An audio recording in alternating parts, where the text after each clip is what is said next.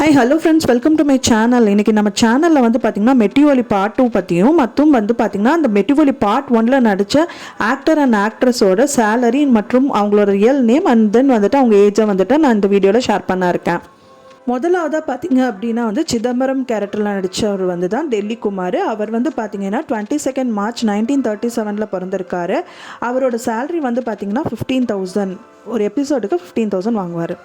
அடுத்தது பார்த்திங்கன்னா வந்து போஸ் வெங்கட். அவர் வந்து வெங்கடேஷன் அப்படிங்கிற பேரில் அவர் இருக்கார். அவர் வந்து பார்த்திங்கன்னா 4th February 1974 பிறந்திருக்காரு. அவங்களோட ஒய்ஃப் வந்து பார்த்திங்கன்னா சோனியா. அவங்களோட சேலரி வந்து அவரோட சேலரி பார்த்திங்கன்னா ஒரு எபிசோடுக்கு வந்து 15,000 rupees வாங்கிட்டு இருந்தார்.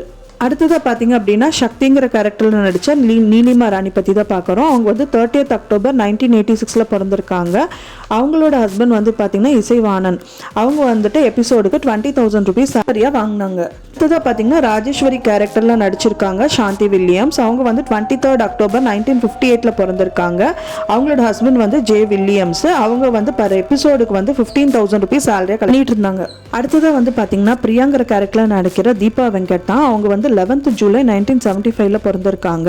அந்த டைமில் அவங்க வந்து சேலரியை 20,000 rupees கலெக்ட் பண்ணியிருக்காங்க.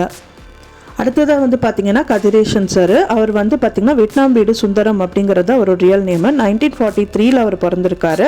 அவர் வந்து அந்த டைத்தில் வந்து அந்த எபிசோடுக்கு 10,000 கலெக்ட் பண்ணியிருக்காரு. மெட்டிஒலி தனம் தான் வந்துட்டு காவேரி. அவங்களோட ரியல் நேம் காவேரி. 24 October 1979 அவங்க பிறந்திருக்காங்க. பர் எபிசோடுக்கு 15,000 அந்த டைமில் கலெக்ட் பண்ணியிருக்காங்க. அடுத்ததாக வந்து பார்த்திங்க அப்படின்னா மாணிக்கம் அப்படிங்கிற பேரில் சேத்தன் சார் நடிச்சிருக்காரு. அவர் வந்து 30th September 1970 பிறந்திருக்காரு. பர் டே சேலரியாக வந்து 15,000 அவங்க வாங்கியிருக்காங்க. அவரோட ஒய்ஃப் வந்து தேவதர்ஷினி. பார்த்தீங்க அப்படின்னா லீடாவாக நடித்த வனஜா. அவங்க வந்துட்டு பார்த்தீங்கன்னா அந்த சீரியலுக்காக அந்த டைமில் வந்து 10,000 rupees வாங்கிட்டு இருந்தாங்க. அடுத்ததான் மெட்டிஒலி பார்ட் 2வோட தகவல் தான் உங்கள் வீடியோவில் ஷேர் பண்ண இருக்கேன் பற்றி தான் பார்க்க போகிறோம். பார்ட் 2 பற்றின வீடியோ வந்து ஏற்கனவே நான் ஷேர் பண்ணியிருந்தேன். இன்னும் சில தகவல் தான் இந்த வீடியோவில் நான் உங்கள்கிட்ட ஷேர் பண்ண இருக்கேன். மெட்டிஒலி பார்ட் 1 வந்து 2002 2005 வருஷத்தில் வந்துட்டு கம்ப்ளீட் பண்ணியிருக்காரு mister Thirumurugan sir. Siddique sir வந்து இந்த நாடகத்தை வந்துட்டு ப்ரொடியூஸ் பண்ணியிருக்காரு. இந்த மெட்டிஒலி பார்ட் 2 வந்துட்டு பார்த்தீங்க அப்படின்னா அதுக்கான ஆடிஷன்ஸ் வந்து எடுத்துகிட்டு இருக்காங்க. ஓல்டு ஆர்டிஸ்டும் நிறைய பேர் வந்து இதில் செலக்ட் பண்ணியிருக்காங்க. நியூ ஆர்டிஸ்ட்டும் சில பேரை வந்து எடுக்கிறதா இருக்காங்க. இது தவிர வந்து பார்த்தீங்க அப்படின்னா வந்து சித்தி 2 வந்துட்டு நம்ம சன் டிவியில் ஏற்கனவே வந்திருக்கு. சித்தி 1 வந்து ரொம்ப ஃபேமஸான சீரியலாக நம்ம கருதப்படுறோம். அதே மாதிரியே மெட்டிஒலி 2 வந்துட்டு நல்லா வரும் அப்படின்னு எதிர்பார்க்கப்படுது. ஆனால் சித்தி 2 வந்துட்டு ஃபெயிலியரில் தான் முடிஞ்சுது. ஆனால் மெட்டிஒலி ஃபெயிலியர் ஆகாது அப்படின்னு கருதப்படுறோம். மெயினாக வந்து இந்த பார்ட் 2 எடுக்கிறதுக்கு வந்து டிலே ஆகிற காரணம் அப்படின்னா டைம் ஸ்லாட் தான். டைம் ஸ்லாட் நம்மளுக்கு சன் டிவியில் கிடைக்காதனால சித்திக் வந்து பார்த்திங்கன்னா திருமுருகன் சார் வந்து டிலே பண்ணுறாரு. இன்னொன்று பார்த்தீங்க அப்படின்னா வந்து ராஜ்கான் சார் வந்து என்ன சொல்கிறாருன்னு பார்த்தீங்க அப்படின்னா அவரை பேட்டி எடுக்கும்போது வந்துட்டு மெட்டிஒலி பார்ட் 2க்காக நான் வெயிட் பண்ணிட்டு இருக்கேன்னு சொல்லியிருக்காரு.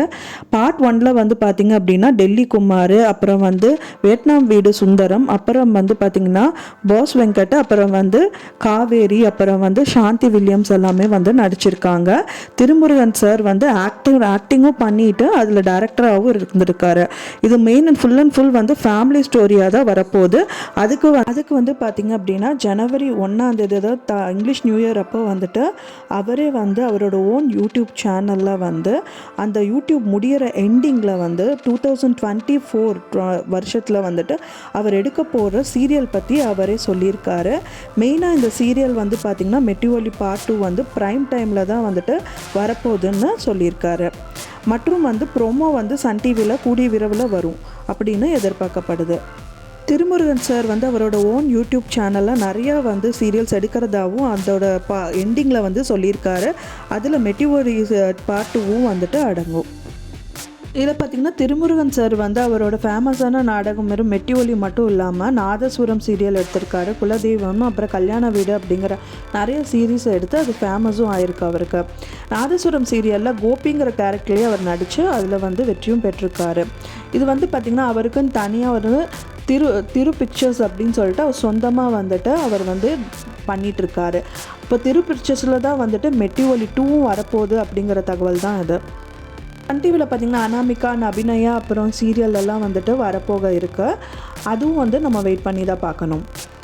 மெட்டிஒலி சீரியல் வந்து ரொம்ப பிடிச்சவங்க வந்துட்டு என்னோடய சேனலுக்கு சப்ஸ்கிரைப் பண்ணுங்கள். திருமுருகன் சாரை பிடிச்சவங்க எல்லோரும் லைக் பண்ணுங்கள். தேங்க்ஸ் ஃபார் வாட்சிங் மை வீடியோ.